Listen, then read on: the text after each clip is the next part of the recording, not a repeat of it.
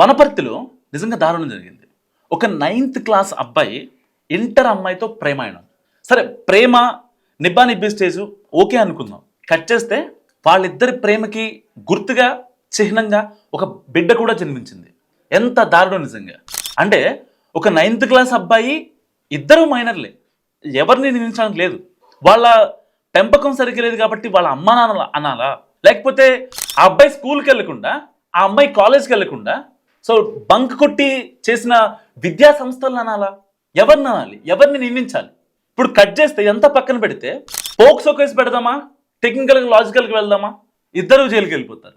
So ఇక్కడ గాయపడింది ఆ అమ్మాయి కాబట్టి మాట్లాడదామా ఊళ్ళో పెద్ద మనుషులతో పెట్టి, ఆ అబ్బాయి వాళ్ళ తల్లిదండ్రుల ప్రకారం అసలు మా అబ్బాయి అలాంటి తప్పు చేయలేదు, పుట్టిన బిడ్డకి మా వాడు కారణం కాదని ఆ తల్లిదండ్రులు చెప్తున్న పరిస్థితి. ఎవరిని నిందించాలి? మస్ట్గా కామెంట్ చేయండి.